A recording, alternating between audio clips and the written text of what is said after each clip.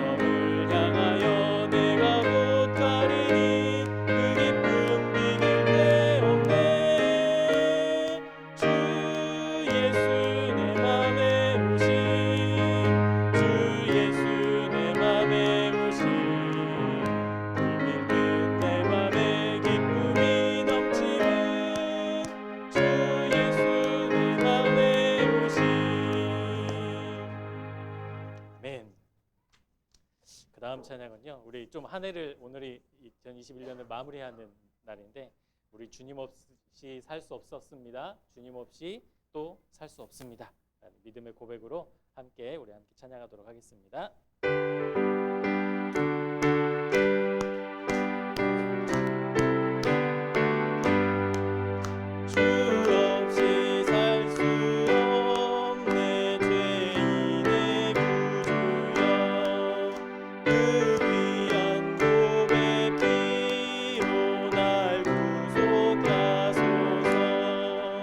우주의 사랑으로 율리신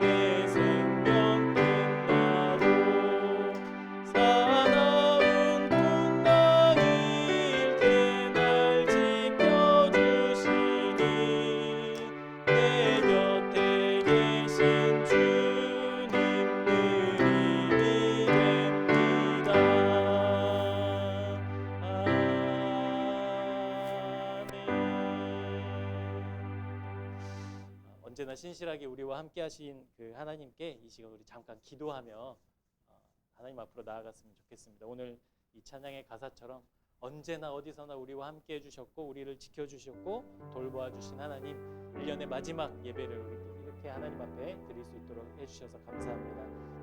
지난 1년 동안 내 삶 속에 베풀어 주신 하나님의 은혜를 기억하며 하나님, 내년에는 하나님 앞에 더 충성되고 더 헌신되고 더 말씀을 신뢰하며 의지하며 살아가는 믿음의 사람이 될 수 있도록 하나님 나에게 은혜를 베풀어 주옵소서. 믿음을 더하여 주옵소서. 우리 함께 이 시간 기도하며 나아가도록 하겠습니다. 사랑의 하나님, 감사합니다. 지난 1년 동안 52번의 예배가 오늘로 마지막 예배가 됩니다. 매 주일마다 우리에게 말씀하셨고 또 가르쳐 주셨고 하나님 우리에게 들려주셨던 그 말씀을 기억하며 내 삶으로 그 말씀들을 살아내지 못했던 게으름과 안되함과 믿음 없음을 하나님 회개합니다. 하나님은 언제나 신실하게 우리 곁에서 우리를 돌보아 주시고 우리를 인도해 주시고 우리를 사랑해 주셨는데 하나님, 우리가 그 사랑에 응답하지 못하고 하나님 그 사랑에 우리가 삶으로 믿음으로 반응하지 못했던 하나님 교만함을 용서해 주옵소서. 이제 하나님 소망을 품고 내 새해를 준비하기를 소망합니다. 내년에 더 부어주신 하나님의 은혜를 기대합니다. 아버지, 우리 교회와 우리 세상의 모든 교우들의 삶과 인생과 생명과 하나님 더 깊은 은혜, 더 넓은 은혜, 더 높은 하나님의 은혜를 경험하는 한 해가 될 수 있도록 인도해 주옵소서.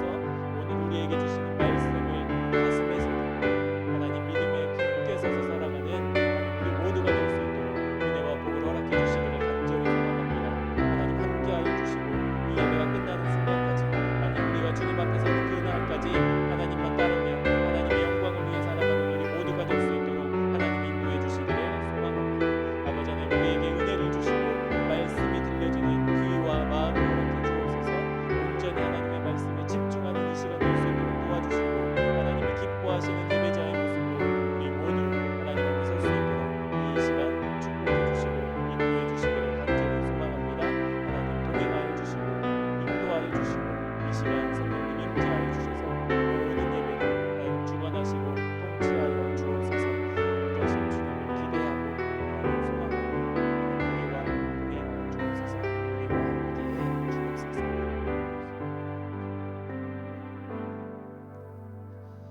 우리 다 함께 사도신경으로 우리 믿음을 하나님 앞에 고백하도록 하겠습니다. 나는 전능하신 아버지 하나님 천지의 창조주를 믿습니다. 나는 그의 유일하신 아들 우리 주 예수 그리스도를 믿습니다.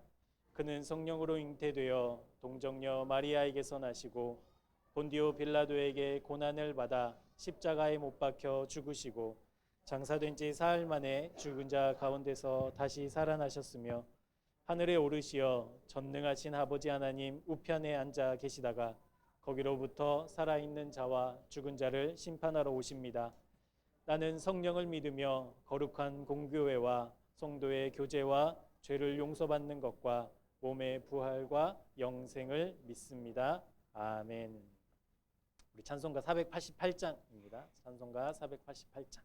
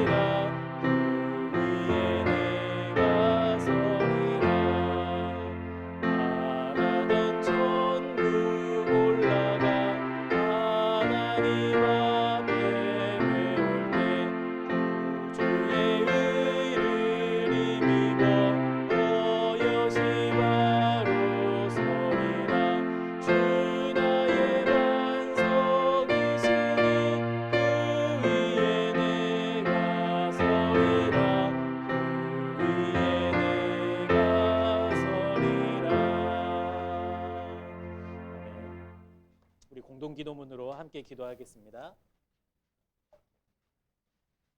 선한 목자가 되셔서 갈 길 잃어 방황하던 우리를 인도하시고 지켜 보호하신 하나님의 은혜에 감사드립니다. 지난 한 해를 되돌아보면 순간순간이 하나님의 은혜였음을 고백합니다. 하나님의 은혜였음을 고백합니다. 주님의 사랑과 돌보심 없이는 우리의 일상도 우리의 생명도 유지될 수 없음을 감사하며 고백합니다. 사랑과 은혜의 하나님, 지난 한 해 동안 믿음에 굳게 서자는 목표와 표어로 우리 교회가 달려왔습니다. 믿음에 굳게 서기 위해 얼마나 헌신했는지, 얼마나 집중했는지, 얼마나 노력했는지 돌아봅니다. 부족함이 많고 유혹에 넘어진 적도 많았고 지치고 주저앉을 때도 있었습니다. 하지만 주님 앞에 서는 그날까지 우리 모두가 믿음에 굳게 서기를 포기하지 않도록 붙잡아 주옵소서. 하나님을 향한 간절함과 소망으로 부지런히 무장하여 믿음의 능력과 자유를 누리며 살아가는 우리 모두가 되기를 소망합니다. 매 주일마다 교회에 주시는 말씀의 씨앗을 마음밭에 뿌리며 마음에 새겨 말씀의 인도함을 받는 말씀의 사람들이 되게 하시고 정신없이 흘러가는 세상 속에서 하나님의 살아 역사하는 말씀을 붙잡고 말씀을 기준 삼아 살아가는 사람들이 되게 하옵소서. 한 해를 마무리하면서 동시에 새해를 맞이할 준비를 하기 원합니다. 내 뜻이 아닌 하나님의 뜻이 앞서는 한 해가 되게 하시고 더욱 믿음에 굳게 서고 복음의 증인 되기를 훈련하며 온 가족을 주님께로 인도하는 새 생명 가득한 한 해가 되게 하옵소서. 특별히 우리 교회에 등록했다가 코로나 때문에 여러 사정 때문에 함께 신앙생활하지 못하는 지체들을 위해 기도합니다. 그들이 어디에서 무엇을 하든지 하나님의 은혜의 손길로 붙잡아 주시고 다시 돌아와 하나님 앞에 헌신하며 변화된 새 삶을 시작하는 은혜를 허락해 주옵소서. 우리 모두가 한 마음으로 하나님을 섬기며 우리 각자가 건강한 교회를 세우는 믿음의 기둥이 되게 하셔서 하나님께서 세우신 우리 교회가 하나님의 기쁨이요 영광이 되는 복을 허락해 주옵소서. 신실하신 하나님의 사랑에 감사드리오며 예수 그리스도의 이름으로 기도합니다. 아멘. 네, 오늘 우리에게 주신 하나님의 말씀은요, 마태복음 3장 13절에서 17절까지 말씀입니다. 신약 4페이지에 있습니다. 마태복음 3장 13절에서 17절까지. 네, 다 찾으셨죠? 우리 다 찾으셨으면 오늘 이 말씀을 우리 한 목소리로 같이 한번 읽어보도록 하겠습니다. 마태복음 3장 13절에서 17절까지 말씀입니다. 이때에 예수께서 갈릴리로부터 요단강에 이르러 요한에게 세례를 받으려 하시니 요한이 말려 이르되 내가 당신에게서 세례를 받아야 할 터인데 당신이 내게로 오시나이까. 예수께서 대답하여 이르시되 이제 허락하라. 우리가 이와 같이 하여 모든 의를 이루는 것이 합당하니라 하시니 이에 요한이 허락하는지라. 예수께서 세례를 받으시고 곧 물에서 올라오실새 하늘이 열리고 하나님의 성령이 비둘기같이 내려 자기 위에 임하심을 보시더니 하늘로부터 소리가 있어 말씀하시되 이는 내 사랑하는 아들이요 내 기뻐하는 자라 하시니라. 아멘. 네, 오늘 마태복음 3장 말씀을 가지고 믿음의 굳게 선 삶, 믿음의 굳게 선 삶이라는 제목으로 하나님의 말씀을 함께 나누도록 하겠습니다. 우리 앞뒤 좌우로 한번 인사해 보시죠. 오랜만에 뵙습니다. 네, 잘 지내셨죠? 평안하시죠? 네, 오랜만에 뵙습니다. 네. 여러분, 인생은 마라톤이다라는 말을 혹시 들어본 적이 있으실 겁니다. 인생은 마라톤이다. 인생을 우리 달리기 경주, 마라톤에 비유하는 이야기인데요. 여러 가지 이유가 있겠죠. 첫 번째는 뭐 인생이 우리가 뭐 5년, 10년 이렇게 짧지 않고 뭐 길게는 한 100년 정도 우리가 태어나서부터 죽을 때까지 쭉 살아야 되는 인생길이 마치 마라톤처럼 긴 거리를 달려야 하는 것과 비슷해서 또 인생이 마라톤이다라고 이야기하는 경우도 있겠죠. 그리고 처음 시작할 때 내가 빨리 달렸다고 해서 결과가 꼭 좋은 게 아니죠, 마라톤은. 혹은 또 처음 시작하는 그 시작 소리를 못 듣고 아니면은 뭐 준비하느라 남들보다 좀 늦게 갔다고 해서 또 결과가 나쁜 것도 아니죠. 인생길이 꼭 마치 그런 것 같습니다. 처음 시작을 잘했다고 해서 결과까지도 좋은 게 아니고, 혹은 또 시작이 좋지 않았다고 해서 결과까지 나빠지는 것도 아닌 거죠. 그 중간중간에 순간순간에 우리가 어떤 자세로 어떤 태도로 하느냐에 따라 인생의 결과가 또 달라지는 것도 마라톤과 비슷하다라고 이야기할 수 있겠습니다.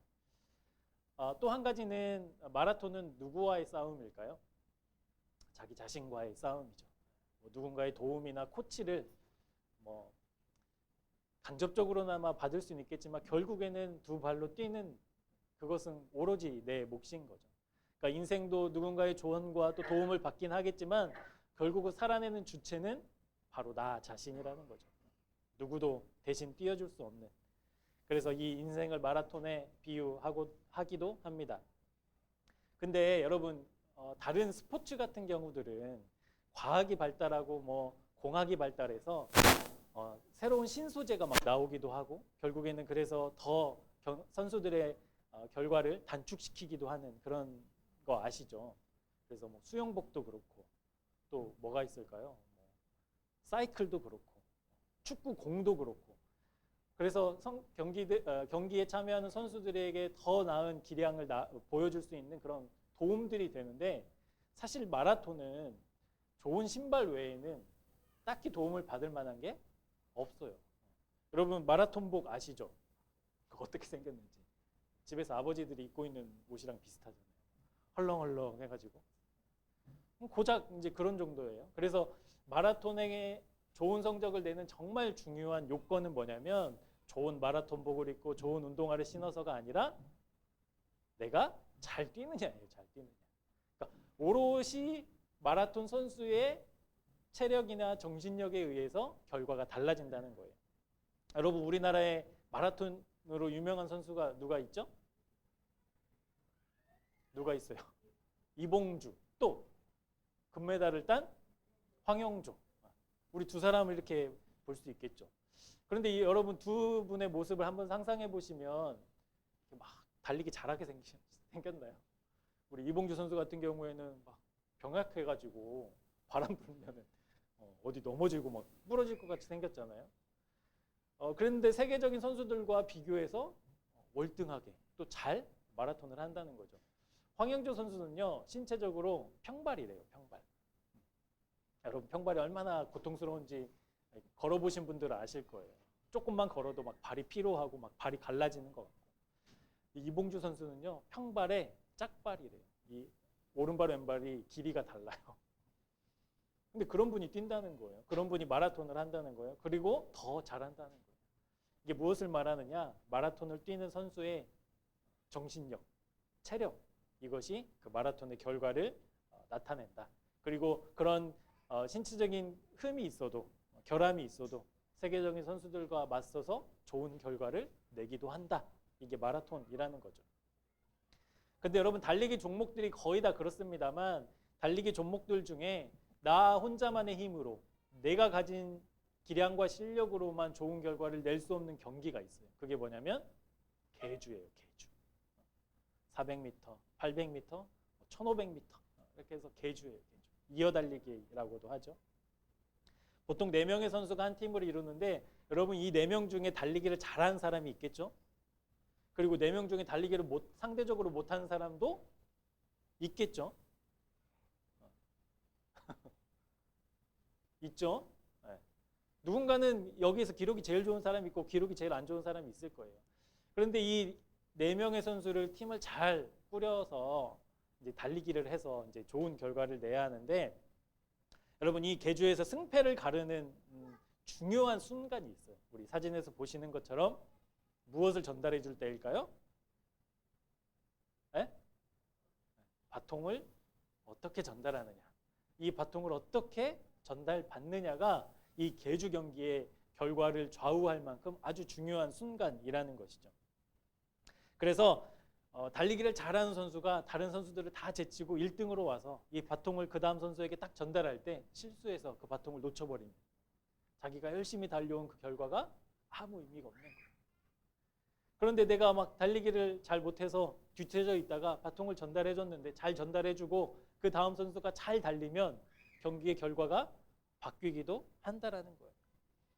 그래서 이 계주 선수들이 자기의 달리기 실력을 향상시키는 시키는 것처럼 더 집중하고 더 연습하는 게 뭐겠어요? 이 바통을 전달해주는 훈련을 하는 거예요.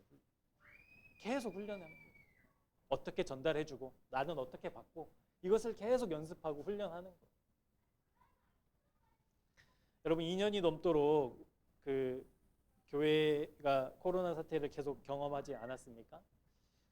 코로나가 있기 전에 한국 교회는 어떤 상태였느냐?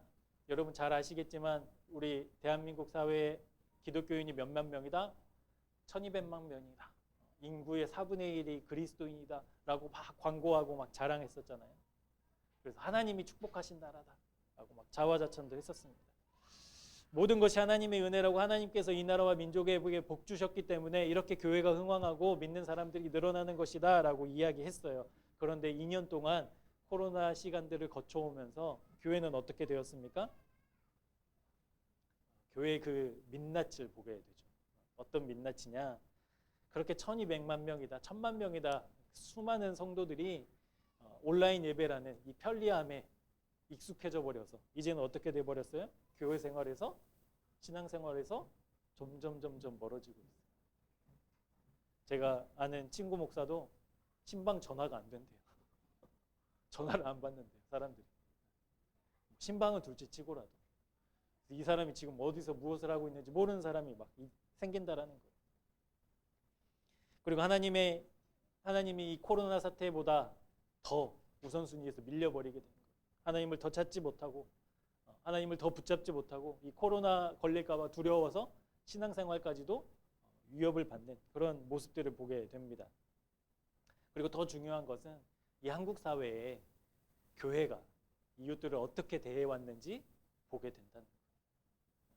여러분 코로나 시작되고 교회에 대한 뉴스가 얼마나 많았습니까? 사람들이 얼마나 교회에 손가락질하고 교회를 비판하고 그렇게 했습니까? 그러니까 교회가 이 세상 속에 존재해 왔으나 어떻게 존재해 왔는지를 생각해 보게 한다라는 거예요. 1200만도 좋고 또 몇만 개의 교회도 좋고 교회가 없는 곳이 없다라는 사실도 좋습니다. 그 결과 자체는 하나님이 우리에게 분명히 복을 주신 거겠죠. 이 땅에 은혜를 베풀어 주신 거겠죠. 그런데 무엇이 문제인가냐면 믿음의 선배들이 믿음의 선조들이 우리에게 그 믿음의 바통을 전달해 줬을 때 우리는 그것을 잘 전달받았는가 라고 점검을 해봐야 된다는 거예요. 믿음의 선조들이 그렇게 믿음을 지켜왔던 그 믿음의 바통을 우리가 잘 전달받았는가. 그리고 또 한 가지 생각해 볼 것은 그겁니다. 그 전달받은 바통을 우리가 다음 세대에게 잘 전달해 줄 준비가 되어 있는가. 우리가 이 두 가지를 좀 생각해 보아야 한다는 것이죠. 저는 1년 동안 믿음의 국회서자라는 주제로 하나님의 말씀을 이렇게 전해 왔습니다. 주제들이 다 이렇습니다. 믿음의 국회선 사람들, 그리고 믿음의 국회선 신앙의 원리들을 설교했었는데요. 그게 목적이 무엇이었냐면 내가 신앙의 믿음의 사람들의 바통을 잘 이어받고 그 이어받은 믿음의 바통을 잘 전달해 주자라는 목적이었어요. 그래서 저의 자신에게 그리고 여러분에게 이렇게 여쭤볼 수밖에 없습니다. 사랑하는 믿음의 형제 자매 여러분, 여러분은 믿음의 굳게 서는 한 해였습니까?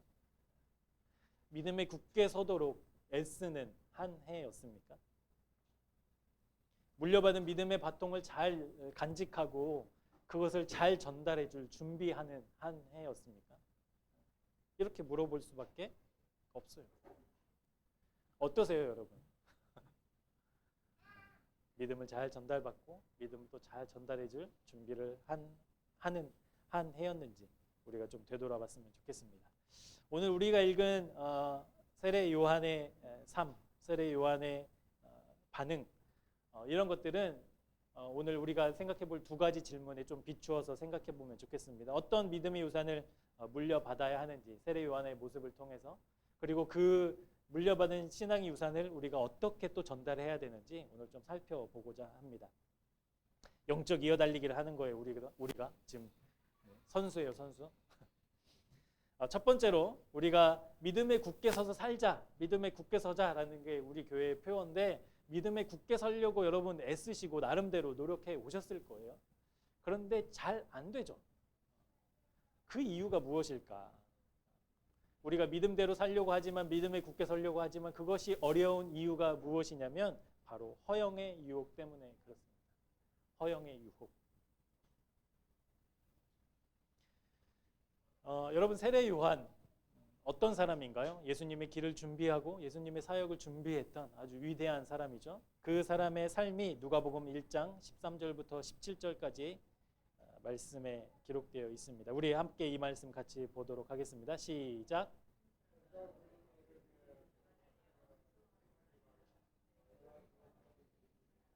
내 아내 엘리사벳이 내게 아들을 낳아 주리니 그 이름을 요한이라 하라.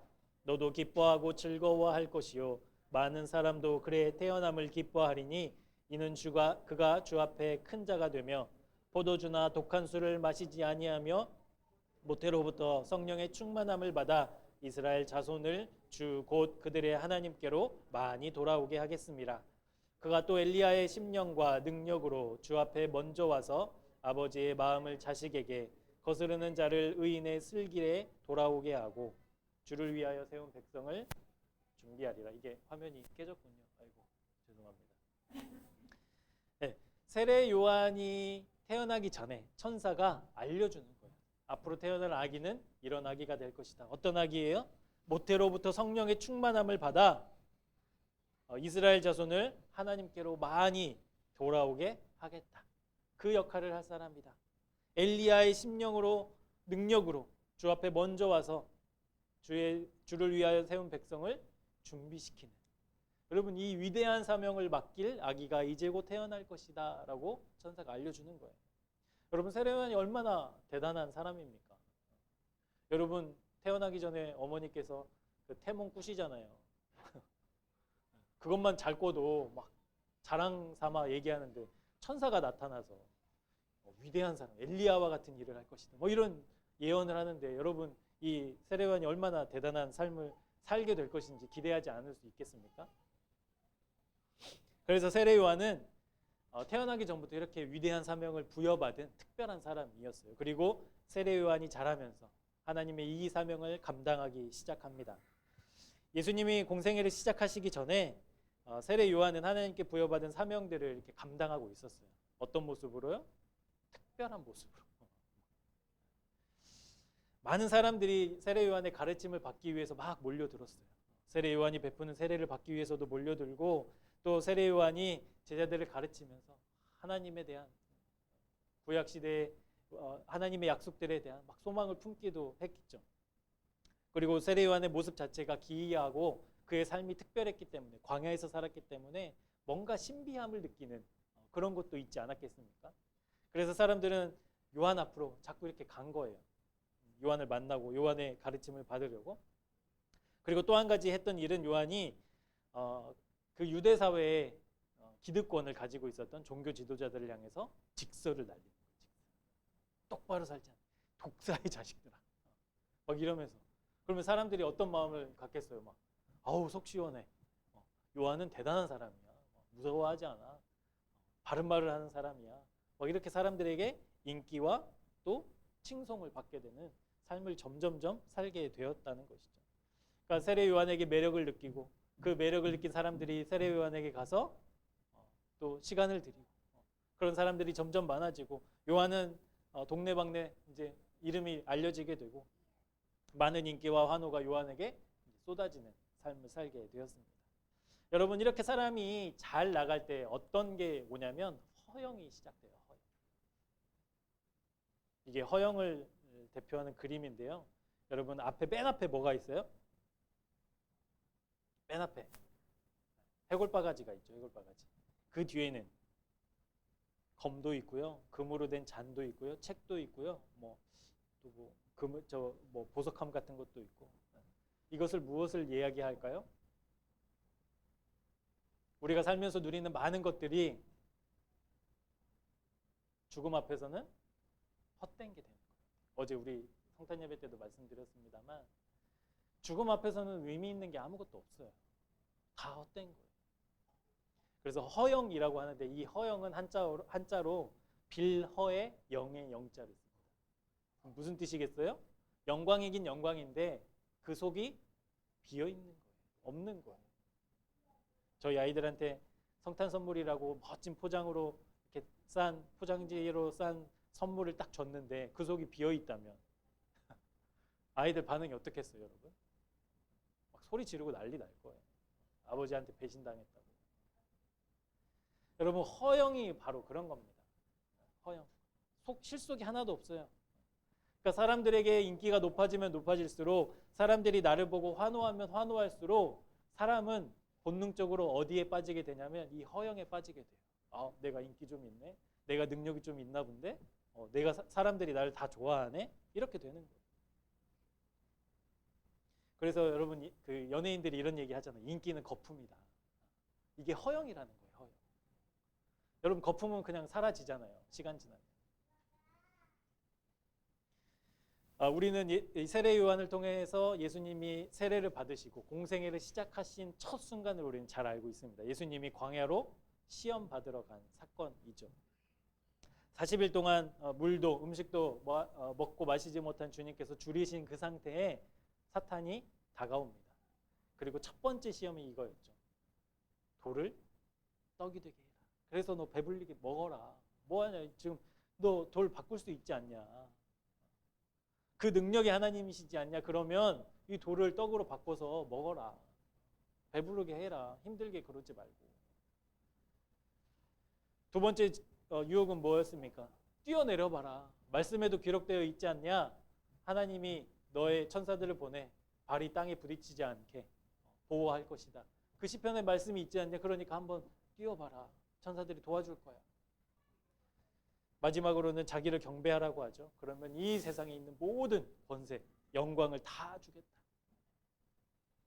여러분 이 유혹 세 가지 유혹의 핵심은 뭐냐면요. 이 허영이에요. 허영. 헛된 영광. 여러분 사탄이 하나님을 이렇게 유혹한 목적은 무엇이었을까요? 왜 이 허영의 유혹으로 예수님을 유혹했을까요? 사람은 누구나 이 허영의 유혹에 쉽게 빠지고 쉽게 무너지거든요. 자기가 조금만 잘 나가면 세상을 다 얻은 것처럼 살잖아요.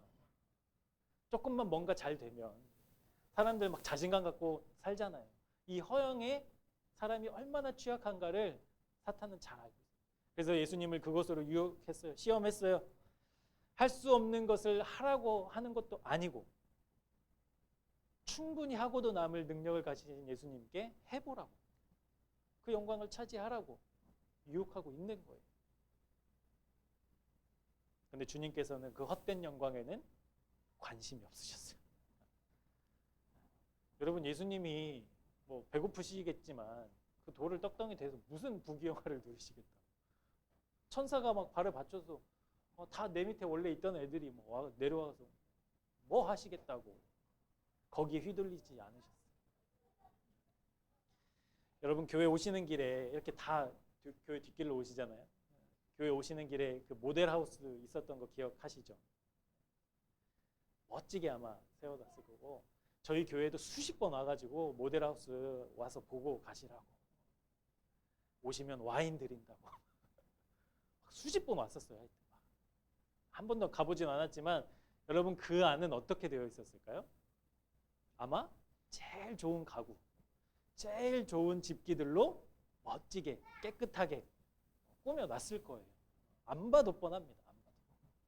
와 여기서 살고 싶다라고 생각할 정도로 잘 해놨을 거예요. 그런데 여러분 몇 주가 지나고 몇 달이 지나고 지금 그곳은 어떻게 됐습니까? 제가 보니까 해체하는데 그 멋진 모델하우스를 완전히 해체하는데 일주일도 안 걸린 것 같아요. 그래서 지금은 다 땅 파고 있죠. 막 새로 건설하려고. 모델하우스가 우리가 허영을 삼고 사는 것과 같다는 거예요. 여러분 이 세상에 사는 누구도 모델하우스에 살고 싶지 않아요.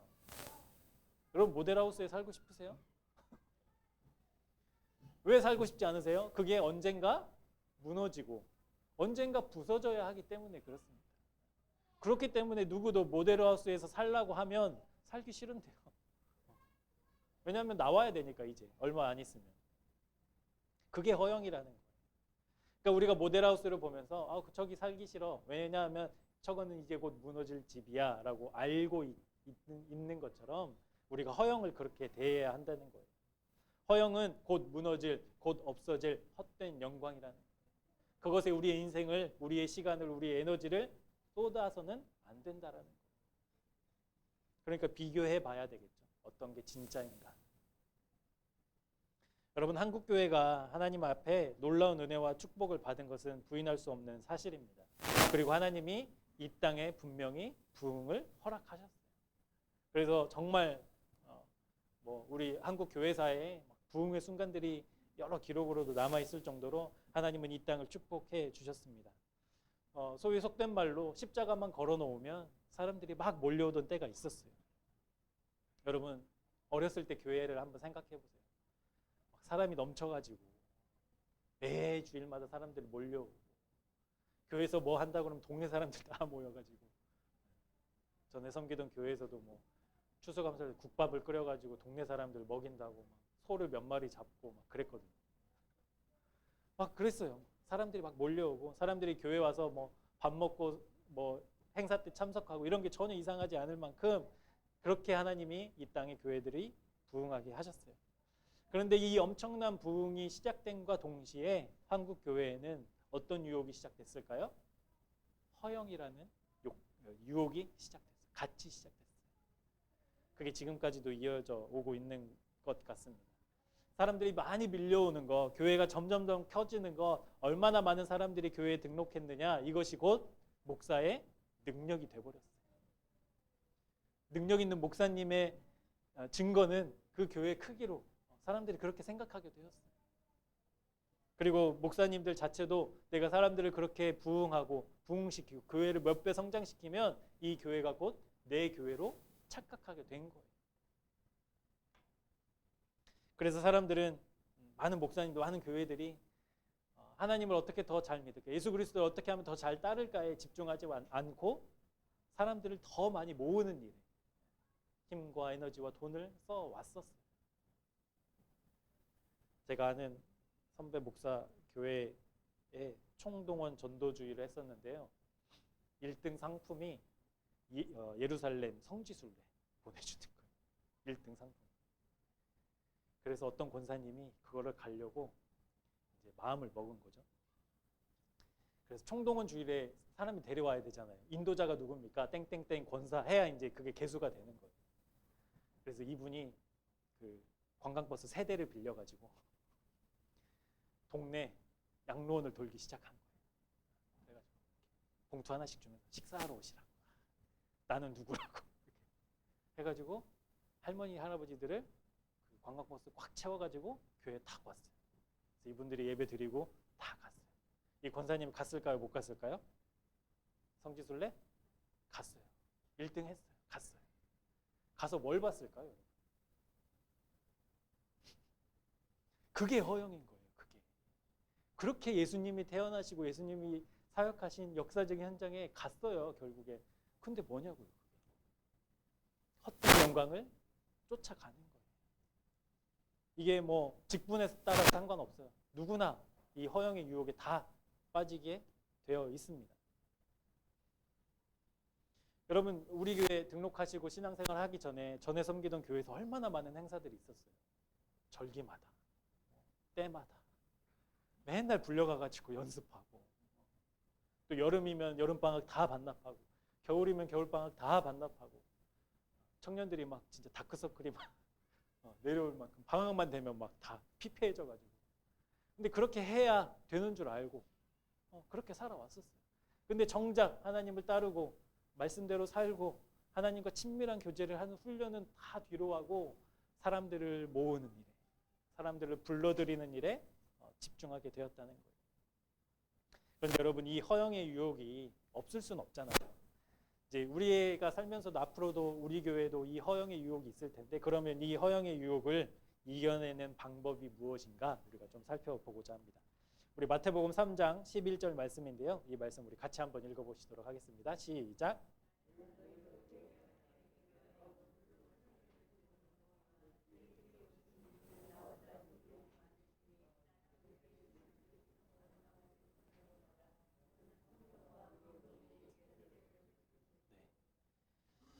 세례 요한은 자기에게 주어진 그 모든 것이 하나님으로부터 왔는지를 인식하고 있었던 사람이었습니다. 그래서 사람들이 존경하고 따르고 세례 요한이 나타날 때 사람들이 막 환호성을 질렀어도 자기 힘과 능력이 내 것이라고 여기지 않았어요. 그래서 허영을 이기는 방법은 무엇이냐면요. 하나님이 주어가 되시고 나는 동사가 되는 삶을 사는 거예요. 하나님이 주어가 되시고 나는 그 주어의 뜻을 따라 살아가는 동사의 삶을 사는 것. 그것이 허영을 이겨내는 비결입니다. 여러분, 세례 요한도 한 사람일 뿐인데 왜 사람들의 인기가 좋지 않았겠어요? 사람들이 가는 곳마다 세례 요한을 환호할 때 왜 마음이 뿌듯하지 않았겠어요? 선생님, 저희에게 하나님의 말씀을 가르쳐 주십시오. 진리를 가르쳐 주십시오라고 무릎 꿇고 조아릴 때 왜 우쭐하지 않았겠어요? 세례 요한도 똑같이 그것을 느꼈을 거예요. 그런데 세례 요한의 가슴 속 깊이 새겨져 있는 말씀은 나는 주님의 동사다라는 거예요. 나는 주님의 길을 예비하는, 준비하는 역할이 내가 해야 될 일이다 라는 것을 가슴 속 깊이 품고 살았던 사람이었습니다. 그래서 사람들의 그 헛된 영광에 휘둘리지 않았던 거예요. 여러분, 우리도 헛된 영광을 쫓으려 할 때 이 생각을 해야 됩니다. 이것이 과연 하나님이 기뻐하실까? 하나님이 내 앞에서 나에게 말씀하신다면 너 참 잘하고 있다라고 말씀하실까? 이걸 생각해 봐야 돼요. 저희 교회는 아직 이렇게 뭐 규모적으로나 뭐 크기로 큰 교회가 아니잖아요. 그런데 우리 교회에 하나님이 은혜를 주셔서 막 100명, 200명, 1000명, 2000명 모이게 되면 어디에 힘이 들어가게 될까요? 네? 여러분 이제 저 만나기 쉽지 않을걸요? 목사님 만나기 쉽지 않을걸요? 목사님 제발 한번 만나주세요. 비서한테 연락하세요. 이렇게 될 수 있어요. 그때 그 위기의 순간에 목사도 허영으로 목이 빳빳해져요. 좋은 차 타고 싶고 비서 하나 두고 이렇게 참 기업 CEO처럼 하고 싶고 해외로 다니면서 막 말씀 전하고 싶고 그럼 그 허영이 찾아온다고요. 근데 그것을 이겨내는 방법. 하나님이 나에게 지금 어떻게 말씀하실까? 너 참 잘하고 있다. 성도들이 어떻게 되는지 마는지 막 그냥 내 배만 막 불리고 있을 때 하나님 너 참 잘하고 있다. 이걸 여러분 인식하면 어떻게 그렇게 할 수 있겠어요? 그 허영을 이기는 방법은 이렇게 사는 거예요. 주님이 주어이시고 주님이 다 결정하시고 나는 어떻게 산다? 동사로 사는 거예요. 하나님 말씀대로 하시는 것을 내가 실천하며 사는 거예요. 여러분, 내가 주어가 되라는 것은 세상의 소리입니다. 인생의 주인이 바로 너지. 누가 대신 살아줄 수 없잖아요. 세상은 자꾸 내가 주어가 되라고 해요. 그런데 하나님의 사람들은 내가 주어가 아니라 하나님이 주어로 삼고 사는 사람들인 줄 믿습니다. 하나님을 주어로 고백하고 우리가 주어의 자리에서 우리가 내려올 때 그때 비로소 하나님의 역사가 시작되는 거예요. 여러분, 우리가 한국교회의 큰 부흥을 경험했을 때가 그랬거든요. 목사님들이 잘나서 부흥이 온 게 아니에요. 성도들의 수준이 높아서 말씀을 사모하는 마음이 있어서 교회가 성장한 게 아니었어요. 여러분, 여러분의 삶의 주어를 하나님으로 삼기 바랍니다. 여러분 자녀의 주어도 하나님이시기를 바랍니다. 그리고 우리 가정의 주어도 하나님이시기를 주님의 이름으로 축복합니다. 두 번째로 우리가 믿음에 굳게 선 삶을 살아가야 하는데 이것은 확인할 수 있어요. 내가 믿음의 삶으로 살아가고 있는지 믿음에 굳게 선 사람인지는 확인할 수 있어요. 확인할 수 있어요. 우리가 믿음에 굳게 서자라는 표어를 이렇게 했을 때 여러분 이것이 그냥 막연한 목표나 막연한 이상이 아니에요. 사실은. 이것은 우리가 확인할 수 있고요. 점검할 수 있고요. 그렇게 사는지 안 사는지 체크해 볼 수 있어요. 실제적인 거예요. 실제적인 거. 내가 믿음에 굳게 서서 사는 삶인지는 실제적인 거예요. 제가 지난 몇 주 전에 아침에 자고 탁 침대에서 딱 일어섰는데 발등이 삐끗한 것처럼 아픈 거예요. 발등이. 그래서 발 삐었나? 그렇게 그냥 지났어요. 근데 한 3, 4일이 지나도 계속 아픈 거예요. 꼭 어떤 느낌이었냐면 발등에 뭐가 쿵 떨어져서 발등 뼈가 혹시 금이 갔나? 금이 가서 아픈가? 라고 싶을 정도로 통증이 계속 있었어요. 그래서 이제 통증이 가라앉겠지 하다가 뭐 안 가라앉아서 이제 병원에 딱 갔습니다. 병원에 가서 저 이렇게 하고 뭐 특별한 것도 없었는데 발이 꼭 부러진 것처럼 아파요. 금이 간 것처럼 아파요. 라고 했더니 의사가 한번 신발을 벗어보시겠어요? 딱 보더니 하는 말이 통풍 같은데요? 라는 거예요. 통풍. 바람만 스쳐도 아프다는 그 통풍. 그래서 그래요? 저는 막 고기를 많이 드시냐고. 저 고기 별로 안 좋아하는데. 술 드세요? 술 안 먹는데요. 담배 피세요? 담배도 안 피는데요. 근데 왜 그러지? 의사인지 그러는 거예요. 별로 요인이 없는데 왜 그러지? 근데 의사가 피 검사를 한번 해봅시다. 그래서 이제 피를 뽑고 이제 검사를 해서 수치를 딱 나왔는데 수치를 보고 이거 거의 통풍이네요. 거의 통풍이네요. 그랬어요. 수치가 딱 이제 경계선에 있어가지고. 근데 여러분 의사가 병을 진단할 때 환자 어디 아프세요? 발등에 뭐가 떨어져서 부러진 것 같은데요? 그럼 깁스하세요. 이렇게 진단하는 의사 있습니까? 느낌이 제가 꼭 어디가 장이 안 좋은 것 같은데 그럼 쏘아지 드릴게요. 이렇게 진단하는 의사 있어요? 없어요. 의사는 어떻게 진단해요? 검사해보고 엑스레이 찍어보고 피 검사해보고 그래서 나오는 결과를 가지고 종합적으로 판단하는 거예요. 이것 때문에 이런 통증이 시작됐겠구나. 이것 때문에 속이 안 좋았구나 라고 진단하는 거예요. 그래서 배가 아프지만 다른 약을 먹을 수도 있어요. 발이 아프지만 발에 깁스가 아니라 약을 먹어야 될 때가 있다고요. 여러분 영적인 건강과 영적인 상태를 점검하는 것도 그렇습니다. 여러분이 생각하는 믿음의 상태는요. 내 느낌으로 판단할 수 있는 게 아니에요. 여러분 하루에도 12번 마음이 바뀌잖아요. 저도 아침에 뭐 매일 반복되는 일이긴 하지만 아침에 일어나서는 늘 이렇게 기도하거든요. 하나님 나의 마음을 강하게 하옵소서. 아이들이 휘둘러도 거기에 좀 요동하지 않게 내 마음을 좀 잔잔한 바다처럼 만들어 주옵소서. 근데 일어나서 저희 침실을 나와서 주방에 가는 한 3, 4m 그 거리 안에 얼마나 많은 일들이 일어나는지. 조용히 하네? 왜 또 싸워? 매일이에요, 매일. 상황이 바뀌면 내 상태가 바뀌잖아요, 마음의 상태. 매일매일. 그런데 내 느낌으로 내 영적인 상태를 점검하는 것은 맞지 않아요. 기도가 좀 잘 된다고, 말씀이 좀 잘 봐진다고, 오늘 예배 잘 드려서 내 영적인 상태가 건강하구나 이렇게 판단할 수 없다고요. 의사가 그렇게 판단하지 않아요. 내 느낌으로 판단하지 않아요. 그래서 영적인 건강을 진단하는 방법은요. 내 생각과 내 마음과 내 입에 무엇이 많이 있는가라는 것을 살펴보아야 합니다. 마태복음 15장 18절 말씀입니다. 입에서 나오는 것들은 마음에서 나오나니 이것이야말로 사람을 더럽게 하느니라. 내 입에 어떤 말이 많이 나오는가, 그것이 곧 내 마음의 상태라는 거예요. 내 머릿속에 어떤 생각이 많은가, 그것이 내 영적인 건강의 상태라는 거예요.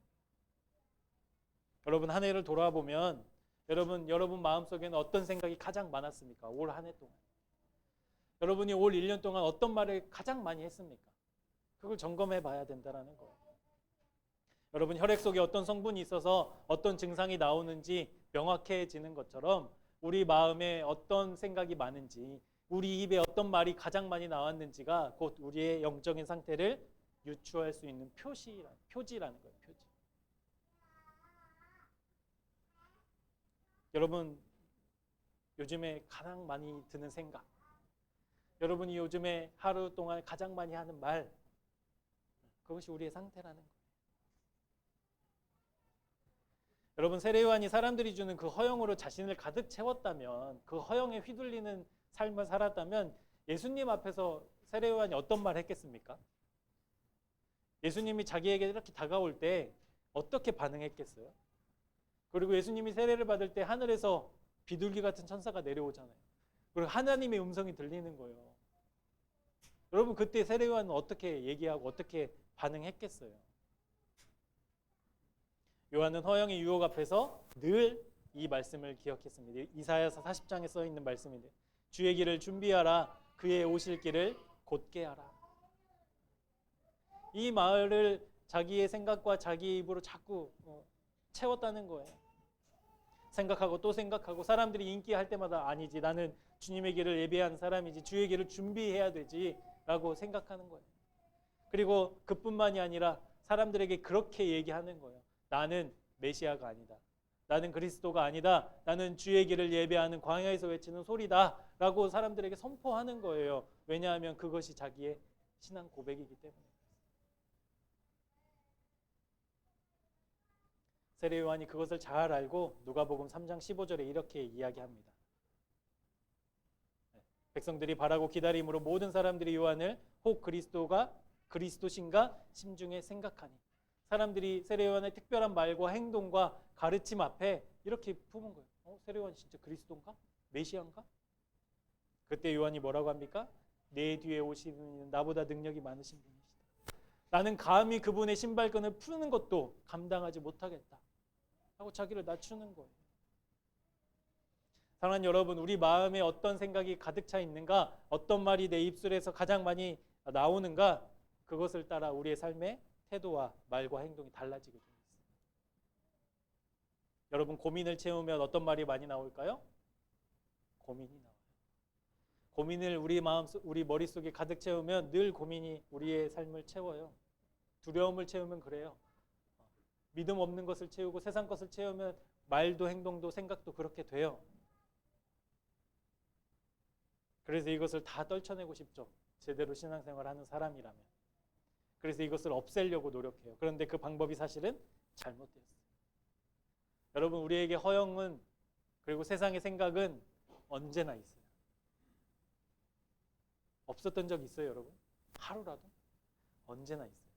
그래서 여러분, 이것을 극복하는 방법은요, 그렇게 생각하지 않아야지, 내 마음에 품지 않아야지가 아니라 하나님의 은혜를 자꾸 더 붓는 거예요. 그것으로 더 채움을 받는 거예요. 하나님의 은혜와 사랑과 믿음으로 더 나를 채워내는 거예요. 없애려고 노력하는 게 아니라 채우려고 노력하는 거예요. 그래서 이것을 자꾸 밀어내는 거예요. 세상의 생각을 밀어내는 거고요. 허영을 밀어내는 거고요. 내 욕심을 밀어내는 거예요. 하나님의 생각으로, 하나님의 말씀으로. 그게 붙어있을 자리가 없도록 우리의 마음과 생각과 입술에 하나님의 것으로 자꾸 채우는 것. 여러분, 라면 국물을 한 스푼이 한 10ml 정도 된대요. 뭐 얼마 안 되잖아요. 먹어도 그만, 안 먹어도 그만. 근데 이 라면 국물 한 스푼을 정화하려면 물이 50리터가 필요하대요. 그러니까 별거 아닌 것이 그렇게 많은 물이 있어야만 희석되고 분해된다라는 거예요. 여러분, 염려와 걱정, 불신을 뛰어넘는 하나님의 은혜를 채우는 일은 그만큼 어려워요. 쉽지 않아요. 자연스럽게 안 돼요. 끊임없이 반복해야 하고요. 쉼이 없이 매일매일 이어져야 합니다. 그래서 우리 교회가 두 번째 테마가 그거잖아요. 훈련하는 공동체. 훈련하지 않으면 아무것도 얻을 수 있는 게 없거든요. 앞서 달리기 선수들 얘기했지만 바통을 이어주는 연습과 훈련을 하지 않으면 실제 경기에서는 아무런 능력이 나타나지 않는다고. 매일이라도 조금이라도 하루하루 우리가 믿음에 굳게 서서 하나님의 것으로 우리의 삶을 채워낼 때 우리가 비록 속도는 좀 느릴 수는 있어도 하루하루 주님을 향해 더 믿음으로 굳게 서는 믿음의 삶을 살아갈 수 있게 된다라는 사실. 우리가 열심히 훈련해야 됩니다. 무엇으로 채우기 위해? 하나님이 주시는 말씀, 믿음의 말, 믿음의 생각으로 우리를 자꾸 채워야 돼요. 매일매일 채워야 돼요. 그리고 그렇게 살아내는 사람은 뒷모습만 보도 알죠. 확인할 수 있어요. 아, 저 사람이 진짜 믿음으로 굳게 서는 삶을 살려고 애쓰는 사람이구나. 뒷모습만 봐도 알아요. 그러니까 막연하게 그냥 내가 믿음에 굳게 서서 살아야지가 아니에요. 사랑하는 여러분, 마지막으로 우리가 믿음에 굳게 서자라고 이야기를 하는데 왜 우리가 이렇게 믿음에 굳게 서도록 애써야만 하는가? 왜 믿음에 굳게 서야만 하는가? 도대체 나에게 어떤 유익이 있길래 우리가 믿음에 굳게 서야 하는가? 김동호 목사님이라는 분이 계십니다. 잘 아시겠죠? 이분이 쓴 책 중에 하나님 제 덕 좀 보셔요라는 책이 있어요. 하나님 제 덕 좀 보셔요. 출판사에서 처음 이 원고를 받았을 때 목사님한테 바로 전화했대요. 목사님 제목을 바꿔야 될 것 같습니다. 왜요? 하나님이 우리의 덕을 본다니요. 이런 불순한 믿음이 어디 있습니까? 안 됩니다. 이거 책을 바꿔야 됩니다. 이거 제목 이대로는 출판하면 안 됩니다. 목사님 막 급하게 전화를 했대요. 목사님 뭐라고 했을까요? 제목을 바꿀 거면 출판하지 않겠습니다. 근데 김동욱 목사님이 여러분 유명하잖아요. 우리 기독교 출판계에서. 그러니까 막 애걸복걸해도 목사님 안 되면 제목을 바꿀 거면 나 책을 내지 않겠다. 막 얘기하는 거예요. 제가 내용을 찾아봤어요. 왜 그랬을까? 여러분 말라기 3장 10절 말씀을 알고 계시죠? 우리 11조에 관한 말씀인데 이 말씀에 어떻게 써 있냐면 너희의 온전한 11조를 창고에 들여 나의 집에 양식이 있게 하고 라고 써 있어요. 너희의 온전한 11조를 창고에 드리는데 이 창고에 드린 11조를 통해서 하나님의 집에 양식으로 삼겠다라는 말씀입니다. 근데 이 목사님이 이 말씀을 보면서 무릎을 탁 쳤어요. 하나님이 내 덕을 보기로 원하시는구나. 여러분 하나님이 뭐가 부족해서 우리가 드리는 11조로 하나님의 양식을 삼으시겠어요? 하나님 나라의 양식이 떨어질 일이 있어요? 하나님이 양식이 떨어질까 봐 그걸 조마조마 고민하시고 걱정하셔야 돼요? 아니에요. 하나님의 나라는 그런 나라가 아니에요. 근데 하나님 지금 뭐라고 말씀하고 계세요? 너희들이 드리는 11조로 하나님 나라에 하나님 집에 양식을 삼겠다라는 거예요. 그러니까 많이 드리면 하나님이 기뻐하실까요?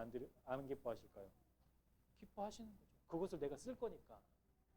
그 원리를 목사님이 딱 발견하신 거예요. 그래서 하나님이 내 덕 보기를 원하시는구나. 그래서 목사님이 이렇게 기도하셨대요. 하나님 제 적 좀 보시고 사셔요. 제가 하나님께 많이 드릴 테니까 하나님 제 적 좀 보셔요. 이제 이 책의 기도 제목이 이렇게 나오게 된 거예요. 제가 이 책이 갑자기 생각이 났어요. 우리가 믿음에 굳게 서야 되는 이유, 근본적인 이유가 무엇일까? 우리가 하나님께 덕 드리려고 하는 거예요. 하나님 우리 구원해 주셨잖아요. 우리를 불러주셨잖아요. 하나님 나라의 동역자로 삼아 주셨잖아요. 그런데 우리가 지금 하나님께 아무것도 드릴 것 없고 아무것도 도움이 안 되는 사람이라면 여러분 얼마나 하나님의 그 구원과 은혜와 역사가 허망해요. 여러분을 부르셨다면 여러분의 삶을 통해서 하나님이 덕 좀 보시며 살면 얼마나 좋겠습니까?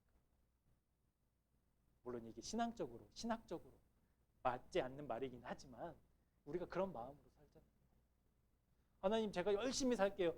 세상 속에서 믿음 붙잡고 살게요. 승리하며 살게요. 그래서 하나님 제가 그렇게 살아가는 저로 말미암아 하나님의 나라에 덕 좀 보셔요. 그렇게 우리가 선포하고 선언했으면 좋겠습니다. 여러분 우리가 어제 누누이 살펴봤지만 우리는 그럴 능력이 있어요? 없어요? 없어요. 아무 능력이 없어요.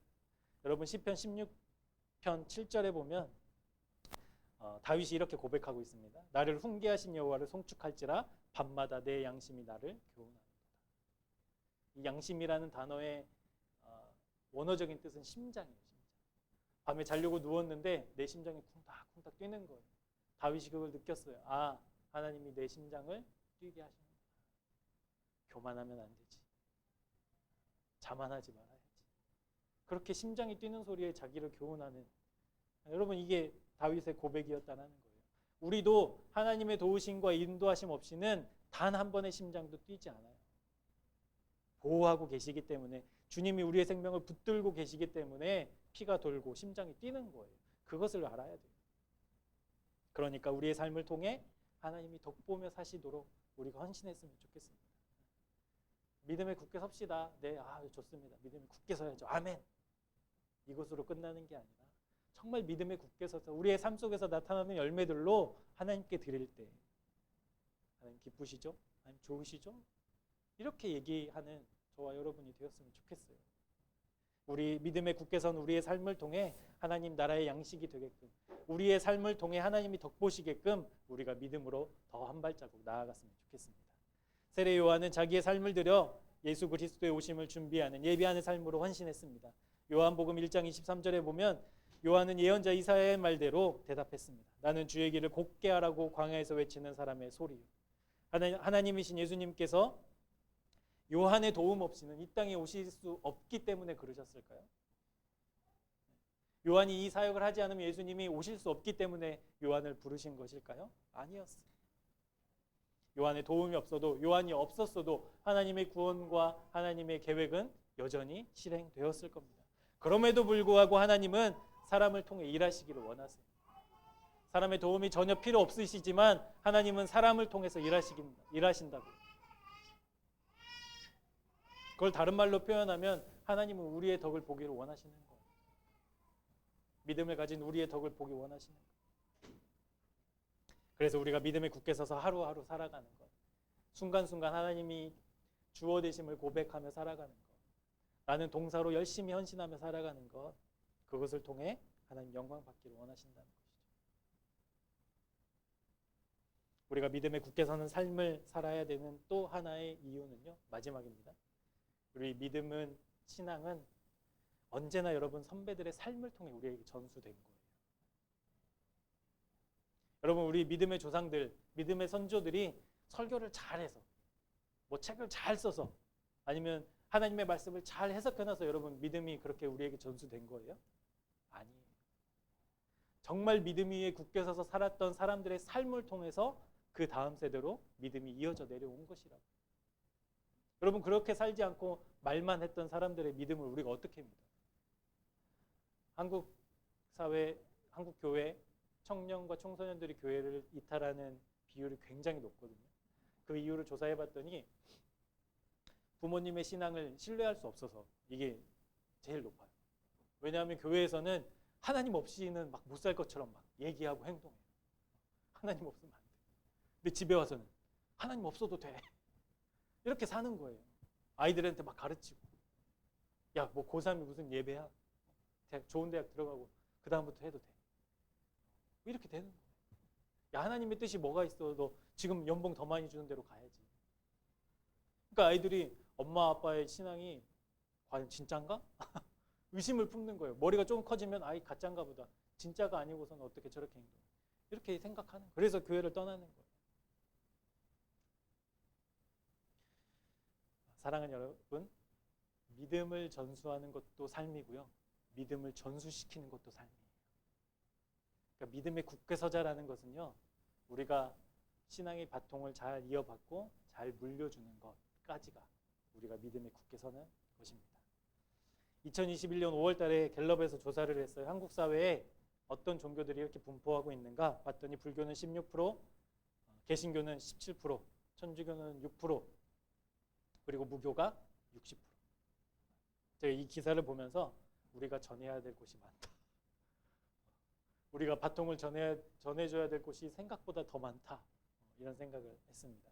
여러분, 60%의 믿지 않는 사람들에게 누가 그 바통을 전해줘야 되겠습니까? 누가? 천주교 교인들이요? 불교 불자들이요? 우리가 전해야죠. 생명의 말씀을 가진 우리가 전해야죠. 여러분, 무엇으로 전하시겠어요? 예수천당 불신지옥 팻말 들고 돌아다니실 거예요? 화장지로 교회 시간 써 있는 걸로 전하실 거예요? 아니요. 우리 삶으로. 우리가 직장에서 어떻게 행동하느냐, 어떻게 말하느냐, 어떻게 태도를 보이느냐, 그것이 우리가 복음을 전하는 도구들이 된다. 우리가 믿음에 굳게 서서 매일매일을 살아가는 삶을 통해 구원의 복된 소식을 증거하는 증인이 다 되시기를 주님의 이름으로 축복합니다. 여러분, 이어달리기 할 때 아까도 말씀드렸지만 내가 조금 못 달려도 바통을 잘 전달해 주면 돼요.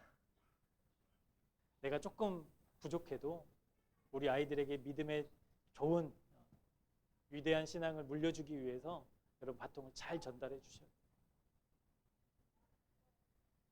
내가 최선을 다해 그렇게 달려가서 바통을 전달해 주면 그 다음 주자, 다음 이 세대의 아이들은 우리 한국교회를 더 이끌어가게 될 줄로 믿습니다.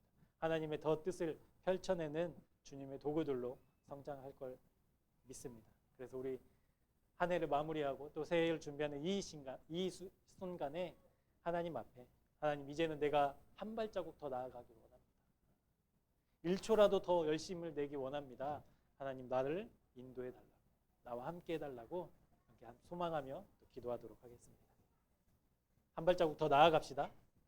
아멘. 네, 기도하겠습니다. 사랑하는 하나님, 우리가 주님 앞에 더욱 바르게 굳건하게 서서 믿음의 바통을 잘 이어받고 우리 또한 다음 세대에게 믿음의 바통을 잘 전달하기 원합니다. 올 한 해 우리에게 믿음의 굳게 서라는 하나님의 음성을 들었습니다. 한 해를 마무리하면서 결단하기 원합니다. 허영의 유혹 앞에서, 우리 마음과 입술에 가득한 세상의 허영 앞에서 이제는 주님으로 더욱 채우기를 소망합니다. 이제 정말 주님을 제대로 섬기며 주님을 따라가는 살아있는 신앙인이 되기를 기도합니다. 우리에게 긍휼을 베풀어 주셔서 주님의 은혜 앞에 무릎 꿇고 주님의 사랑에 감격하는 새생명교회가 되게 하여 주옵소서. 하나님, 내 인생을 통해 하나님이 덕보시도록 더욱 용기를 가지고 충성하며 순종하는 우리 모두가 되게 하시고 우리 자녀들의 인생에도 하나님 책임져 주셔서 그들의 삶이 하나님께 영광 돌리는 아름다운 신앙의 바통을 전달하는 삶이 되도록 인도해 주옵소서. 예수 그리스도의 이름으로 기도합니다. 아멘. 우리 함께 한 해를 마무리하면서 좀 은혜 찬양들을 골랐는데 이게 좀 모르실 수도 있고 이게 복음성가이기 때문에 그러실 수도 있는데 이 가사 하나하나가 지난 한 해 동안 우리를 인도하시고 돌보시고 지켜주신 하나님 앞에 또 감사하며 우리의 온 마음을 다해 고백하는 아름다운 기도가 되었으면 좋겠습니다. 우리 함께 찬양하실 때 지난 한 해 동안 베풀어 주신 하나님의 은혜를 기억하며 함께 찬양하도록 하겠습니다.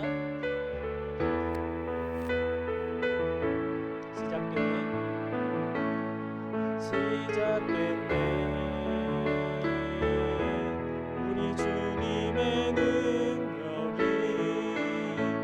나의 삶을 다스리고 새롭게 하네 자유하네 죄와 사망으로부터 나의 삶은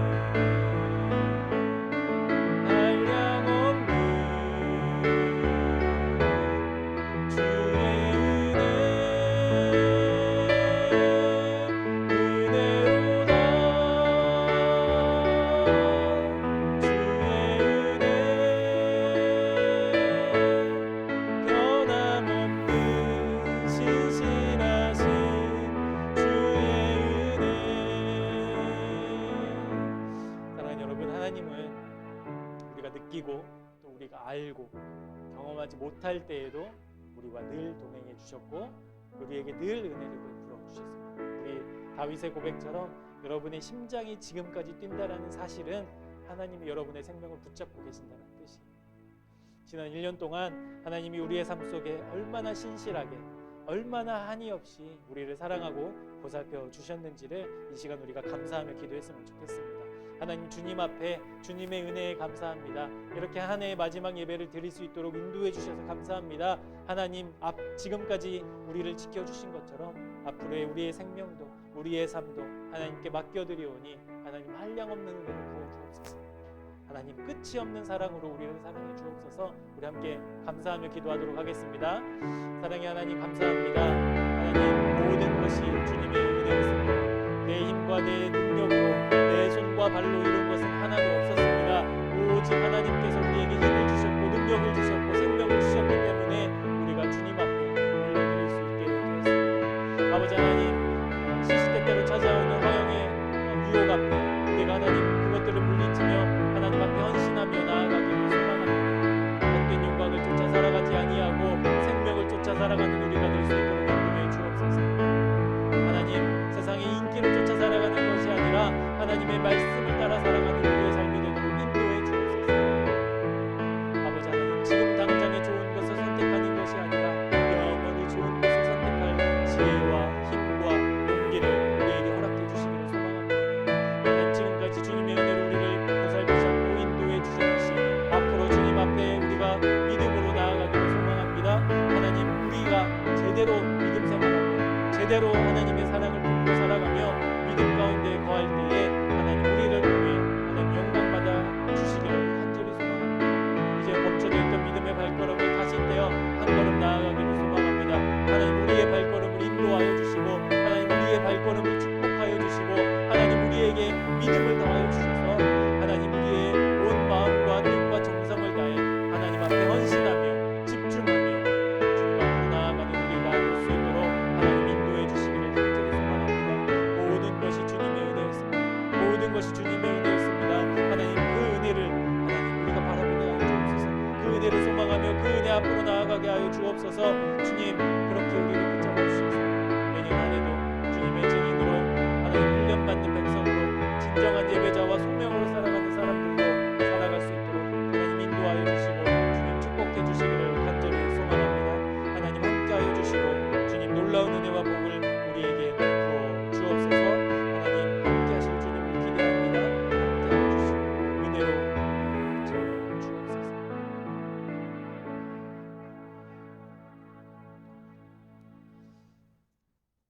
우리 찬양 한 곡 더 하겠습니다. 주 은혜이면 주 나의 모습 보내 상한 나의 마음 보시네 주 나의 눈물 안에 홀로 울던 맘 하시네. 세상 소망 다 사라져가도 주의 사랑은 끝이 없으니 살아가는 이 모든 순간이 주 은혜임을 나는 믿네. 이 찬양의 가사가 우리가 하나님 앞에 올려드리는 진실된 믿음의 고백이 되기를 소망합니다. 주 나의 모습 보내 주 나의 모습 보내 상한 나의 맘 보시네 주 나의 눈물 안에 홀로 울던 맘 아시네.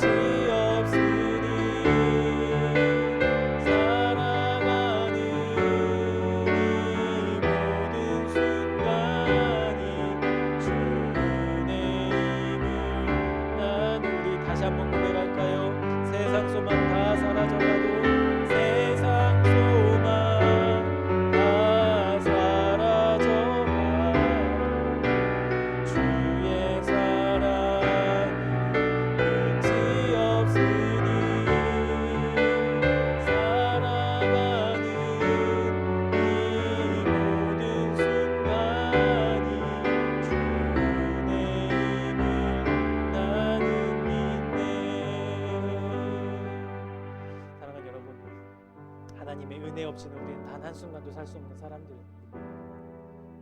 그 은혜로 가득 채움을 받는 연말이 되었으면 좋겠어요. 그리고 그 힘으로 우리 내년에는 한 발자국 더 나아가서 하나님의 생명이, 하나님의 말씀이, 믿음이 실제 증명해내는 거룩한 사명을 감당하는 우리 모두가 되었으면 좋겠습니다. 이 시간 우리 하나님, 내 영혼에 하나님의 은혜로 가득 채워 주옵소서. 내 마음에, 내 입술에, 내 생각에 하나님의 은혜를 가득 채워 주옵소서. 우리 함께 기도하도록 하겠습니다.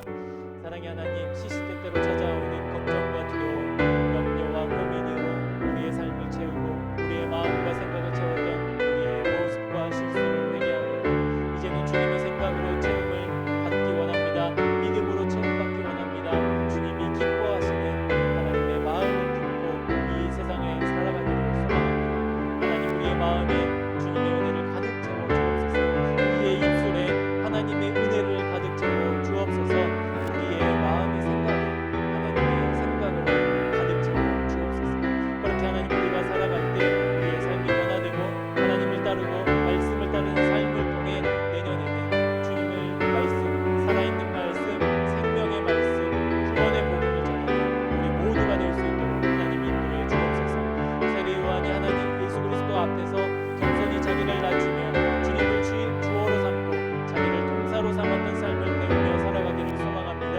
우리 삶의 주어가 되어주시고 우리 가정의 주어가 되어주시고 우리 아이들의 인생의 주어가 되어주시고 우리 교회의 주어가 되어주옵소서.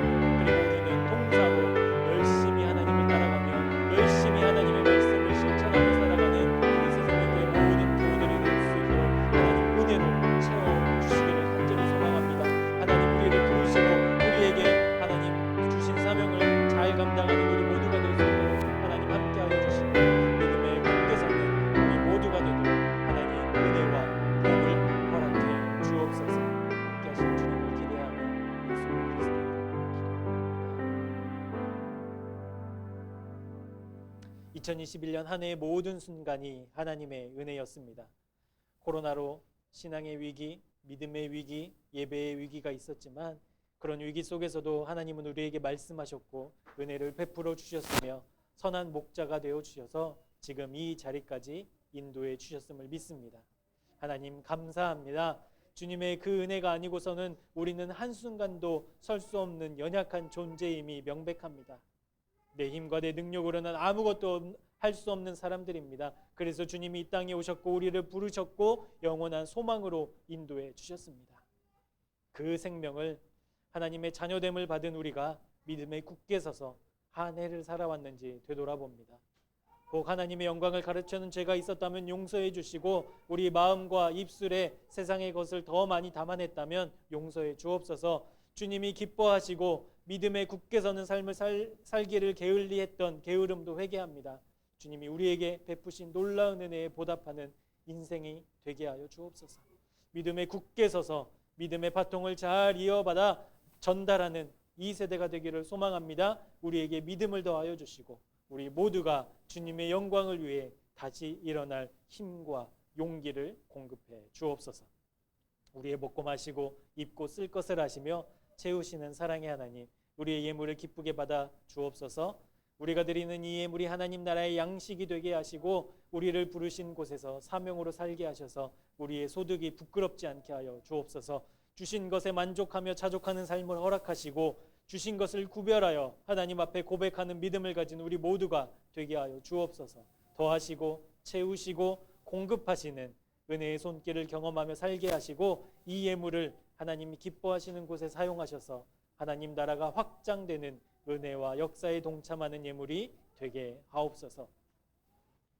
넘어설 수 없는 죄와 죽음의 권세를 깨뜨리시고 우리를 살리신 예수 그리스도의 은혜와 그 아들을 통해 우리를 구원하시기로 작정하시고 아낌없이 내어주신 하나님 아버지의 사랑하심과 언제나 동행하시고 지키시고 보호하시는 성령님의 역사가 오늘 한 해를 마무리하며 우리의 삶을 돌아보고 하나님께 새로운 마음과 결단으로 나아가는 우리 모두 위에 믿음의 굳게 서는 삶을 살기로 다짐하는 주님의 백성들 위해 우리의 가정과 자녀들 위해 지금부터 영원토록 함께 하옵시기를 간절히 축원하옵나이다.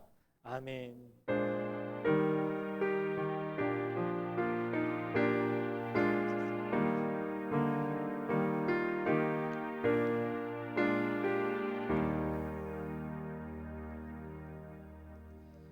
교회 소식을 알려드리겠습니다.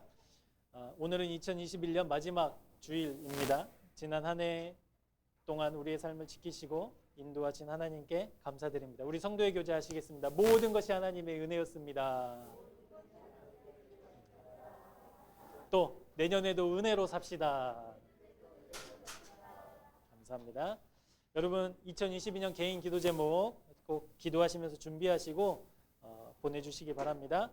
그리고 연말 정산 기부금 신청서가 준비되어 있거든요. 혹시 필요하신 분들은 기록해 주시고, 제가 좀 알아보니까 요즘에는 이제 이게 전산으로도 되더라고요. 그래서 혹시 그냥 종이가 필요하시면 종이에 체크해 주시고, 아니면 온라인에 괜찮겠다 하면 온라인으로 체크하시면 교회에서 전산 작업해서 이렇게 하도록 하겠습니다. 그래서 신청서는 아이들이 다른 데 옮겼을 것 같은데 필요하신 분들은 저나 민호 목사님한테 말씀해 주세요. 그리고 우리 교회에서 제작한 교회 달력이 몇 개 남았습니다. 혹시 필요하시고 또 전달해 주시고자 하시는 분들은 필요하신 만큼 가져가시면 되겠습니다. 오늘은 송구 예배로 드렸고요. 다음 주 예배는 2022년 첫 예배, 영신 예배로 드립니다. 새해 새 마음으로 영광스러운 예배가 되도록 여러분 한 주 동안 승리하시고 또 기대하시며 준비해 주시기 바랍니다. 코로나가 계속되고 있습니다. 그리고 되게 우리 주변으로 가까이 온 것 같아요. 앞으로 내년에도 우리 코로나 때문에 예배가 멈춰지는 일이 없도록 여러분 나라와 민족을 위해서 계속 기도해 주시고요. 특별히 개인적인 그런 위생 또 감염 이런 거 잘 관리하셔서 무탈하게 또 내년 한 해를 또 잘 보냈으면 좋겠습니다. 12월 암송구절 우리 함께 보도록 하겠습니다. 끝났군요. 우리 마가복음 10장 45절 마지막이니까 한번 외워볼까요? 시작. 인자가 온 것은 섬김을 받으려 함이 아니라 도리어 섬기려 하고 자기 목숨을 많은 사람의 대속물로 주려 하심이라. 함이니라. 마가복음 10장 45절. 우리를 위해 오신 주님과 함께 또 승리하는 한 주가 되시길 바랍니다. 예배를 마치겠습니다. 감사합니다.